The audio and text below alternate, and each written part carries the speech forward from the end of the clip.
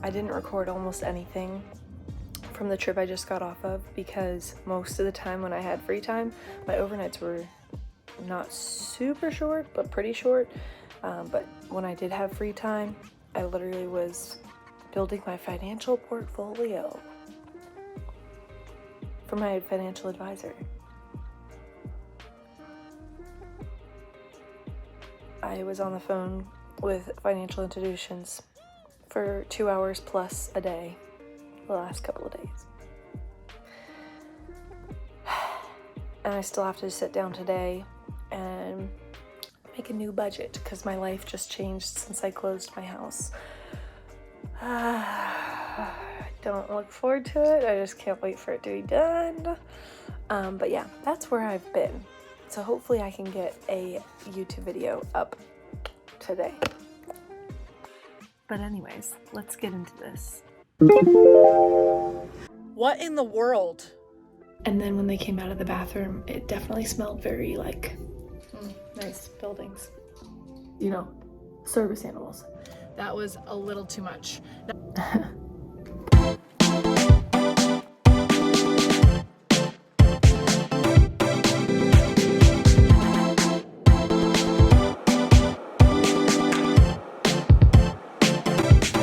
Hopefully what I just experienced will teach me a lesson. What's the lesson? The lesson is to mark where I park. It even rhymes, okay? I need to mark down where I park my car in Chicago because keeping track of 2 cars and where they are is complicated with my job. So yeah, I just walked around for a while. I don't even know what time it is. Let's see.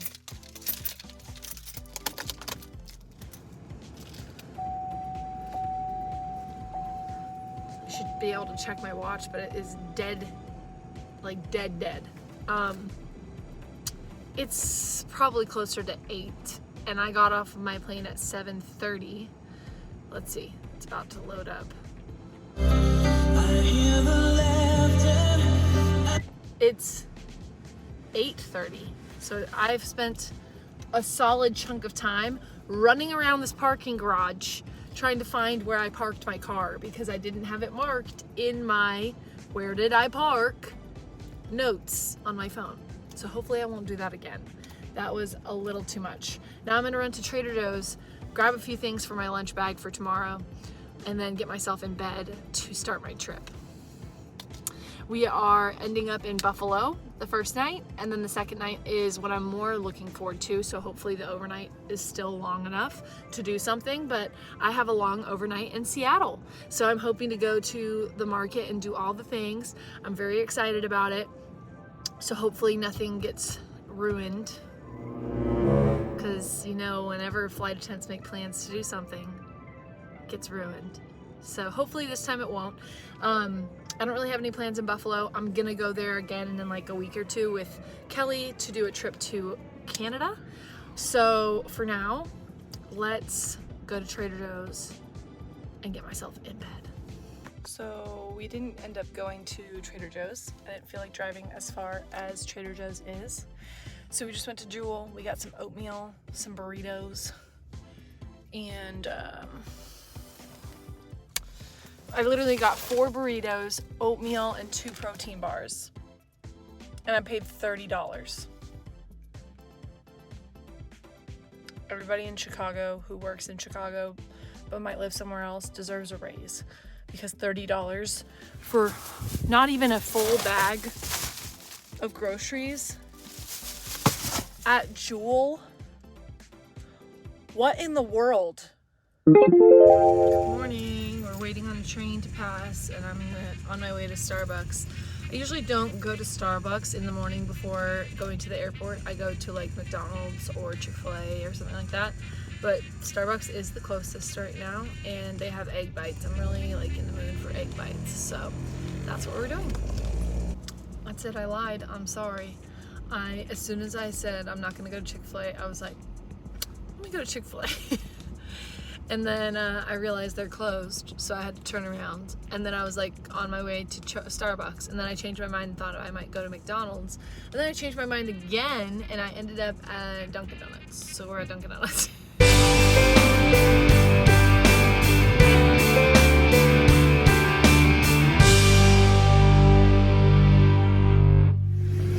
So I just finished my day. I'm in Buffalo, New York. Let's see if I can. Nope, that one's Joel's the other one. Let's see if we can see it. Nice buildings. Anyways, I have to write an IR, irregularity report, because I had to confiscate a vape today on aircraft, and it was also from somebody that was like acting very like not with it, disoriented, like odd. Like I couldn't pinpoint it as drunk, it just seemed weird. And after, you know, spending some time on the flight with them, I was like, oh, I think they are like for sure under the influence of at least one thing, if not multiple. And then they asked me for an alcoholic beverage, and I said, I don't feel comfortable serving you that. I'm sorry. Can I get you something else? And then when they came out of the bathroom, it definitely smelled very like, I know your poop don't be smelling like that, okay? Okay? It smelled so fruity and so sweet and intense. And I was like, I'm gonna need to confiscate your vape, because I saw you go into the lavatory with it in your hand. And she didn't deny it. She took it out of her pocket and gave it to me. And I said, you can potentially get it back later. So that was a doozy and a half.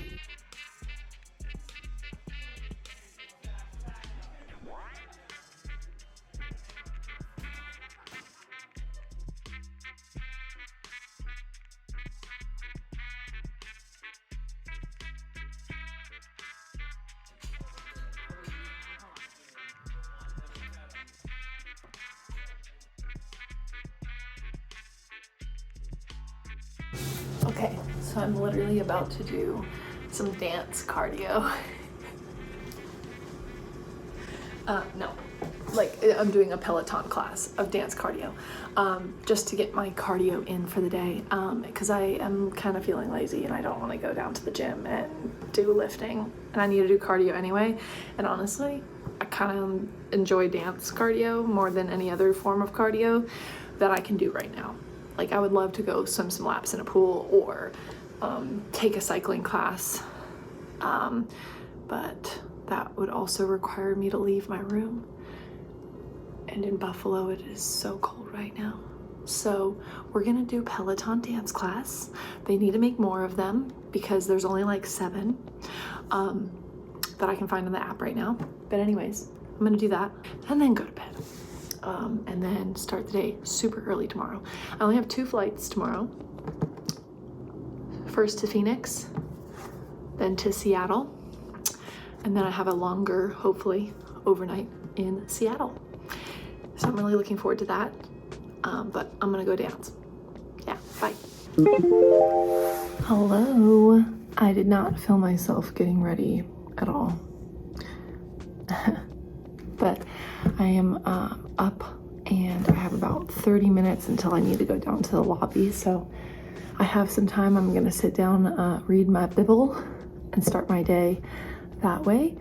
And then we're gonna get this thing on the road to Phoenix. I stayed up late submitting my IR report about my passenger. Let me tell you about that.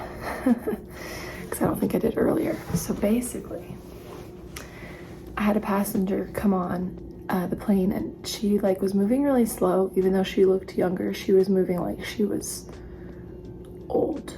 Okay, like looked like she was very sore, maybe had some back problems. I don't know. You can be any age and have back problems or move slowly, but it's just more common for older people to move the way she was moving. Either way, so she comes on. I'm assuming she's just in pain, and she might have been, I don't know. But Then after we've already done our safety and we walk through, I see that she's trying to make phone calls, but she's like literally like, here's her making a phone call. Hold on. This is her. She's like sitting looking on her phone. And then she goes to put it up to her ear and she's like,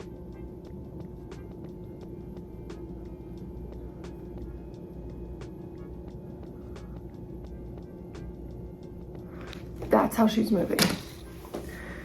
And it was just weird. So the flight attendant saw that once we were ready to take off, she was still trying to make a phone call. So she said, hey, you can't be on your phone. And she was like, okay. And so then she hung it up and went and did her thing. She has a service animal sitting on her lap. One of those, you know, service animals, not service animals. If you know, you know, okay? And I have a pet peeve with those, but you can't pick your battles at work. There's trained service animals and there's fake service animals. This one, in my opinion, from what I saw, was fake. Why? Here's why. So almost immediately after takeoff, she like knocked out. This is her sitting in her seat and she was starting to get tired. We get like take off. She's closing her eyes. She sits back, taking off. And then, you know, 5 minutes after takeoff, she's like this. Almost falling onto the person next to her, okay? Dog in her lap, her legs started to slide forward like she was gonna slide. Like she was gonna slide out of her seat, okay? Dog's on her lap, barely. And then the dog, you know, tries to get comfortable. It looks like it's about to fall, and it gets up and walks over to the passenger next to her, the one that she almost fell over onto in the middle of the seat. The dog walks into her lap and is trying to like walk away, and thankfully that passenger grabs the dog's harness and like holds them in the seat and starts petting them and trying to get them to lay down in her lap, while the passenger next to her's totally passed out. And at that point I didn't even feel like waking her up because she seemed like she was in a haze and like on something. Like I was assuming maybe she took like an antidepressant medication or anti-anxiety is what I mean, anti-anxiety medication, because she's flying. And she like totally knocked out, okay? Halfway through the flight or so, she wakes up. The passenger next to her still has her dog, and her dog was starting to get a little antsy, like wanting to go down. And I was nervous. I was like, does this service animal want to go to the bathroom? Like, why is this happening? And, you know, the dog's just being curious. It wants to get down. And that's why I think it wasn't a service animal, because service animals know to stay where they're put, even if their owner falls asleep, okay? Anyways, so I'm trying to figure out and keep an eye on that. I go through, start my drink service. I take everybody's orders. She's asleep, so I don't get her order. I start pouring my drinks, and she gets up and she goes to the bathroom. And as she's opening the lav door, she turns to me, she says, hey, could I get a Bloody Mary? And I said, okay. I didn't really think much about it, but as I was saying, okay, I look at her hand, she's holding a vape. And I'm like, okay. So I just make a mental note of that. I continue with pouring my drink that I was pouring. And I was like, you know what? I don't even feel like I'm comfortable serving her alcohol. So I went to the back of the aircraft and I talked to my coworkers and I was like, hey, here's the situation. I talked to the C because she saw her making the phone call and how she was acting and how she was like moving slowly and that kind of stuff. I was like, I don't feel like I should serve her alcohol. And she was like, absolutely not. Do not serve her alcohol. And I was like, okay, got it. I'm glad I'm just not the only one seeing this here. I was like, okay, but like, what do I say? I don't think I've ever refused somebody alcohol unless I've already given them alcohol on a plane. And I'm like, that's a little too much. I can't serve you that. But I have never like to a passenger that just came on said, hey, I don't feel comfortable serving you alcohol. But that's kind of what I did. I went up there before she got out of the bathroom. I waited for her to get out of the bathroom after my drinks were poured. And I asked her to step into my galley so that the passengers couldn't see that I was talking to her. So I said, hey, can you step here real quick? Let me just talk with you. And I stood where the bathroom was and I talked to her in the galley. And I said, hey, I just want to say I'm not I don't feel comfortable serving you because I feel like there is, you're under the influence of something already. But I would be more than happy to get you a non-alcoholic beverage if you would like. We have plenty of options. Would you like something like that? Sprite water, bubbly water, ginger ale, you know? And I went through and she was like, no, I don't want anything. I was like, okay. And I said, also, I had a plastic bag that I grabbed from the galley before she came out, and I had held it in my hand, and I said, hey, unfortunately, I did see you go in there with a vape, and I'm gonna have to take that from you. So if you can place that in the bag, you could potentially get it back later. And I took it from her, put it in the bag, and I put it in my cubby for later. I then went to the back of the aircraft, told them that I found her vaping in the lab, the flight attendants I'm working with, that I found her vaping in the lab, and I'm also not serving her alcohol. And I just told them about the situation. And I was like, I feel very like concerned about her well-being, just because of how she's moving about, how she's functioning, that kind of thing. And so I called the pilots to fill them in on the situation to see like if they wanted to do anything about it. After talking to the captain, he was like, hey, you need to make sure that this is like not a medical issue, and she's like not acting disoriented because of a medical concern. So I was like, okay, fair. So I go to talk to her again, and when I go up there, there's another vape sitting on her lap. And then also I go, hey, I just wanted to ask you, it seems like you're a little bit in a haze and have been, you know, seeming a little disoriented to me, and I wanted to check on you because I just wanted to make sure you're okay. Do you have any medications that you need to take or have taken today that you don't usually take? And she was like, no, I just took my, and she said, no, I've just taken my blood pressure medication today. And I was like, okay. And are you feeling okay? Like, do you feel like you need anything? And she got frustrated with me. She was like, no, I'm fine. I just had a death in the family and I'm fine. And I was like, oh, okay. I just wanted to make sure.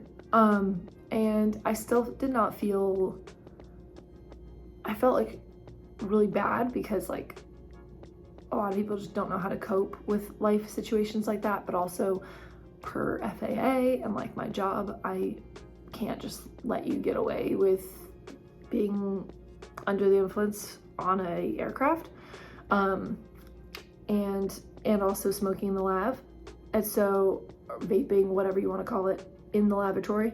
So I called back the captain. I said, I don't think this is a medical emergency, but I still feel like we should have somebody meet her at the gate. I don't know if she's okay. Like, and he was like, okay, well, I think I can have a supervisor meet her. So as soon as the plane landed, I passed off her vape to the supervisor. And when she was deplaning, she was like, hey, can I have my vape back? And I said, I passed it off to the guy right there. You can talk to him about getting it. And yeah, that was interesting. So then I had to write a whole report on that. Also, one thing I missed is mid-flight, before I had talked to her about medications, but after I had already confiscated her vape, she waved me down and said, hey, how do I connect to the Wi-Fi? I was like, oh, okay. And I helped her connect to the Wi-Fi. And then I caught her making phone calls, trying to make phone calls. And I was like, ma'am, you still can't make phone calls. We're in the flight. She's like, well, I'm on Wi-Fi. And I was like, it's still not like a thing where you can make phone calls. Our Wi-Fi is not that good, one, and two, you still can't make phone calls in the flight. And so yeah, it was just, I was like, are you okay? Like, so she was not there. Like, she was not with it.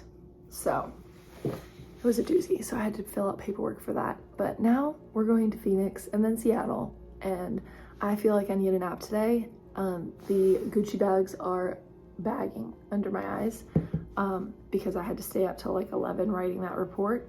But that's okay. We'll get through it. Let's go to Phoenix. I just got to Seattle. Today was a crazy day on the plane.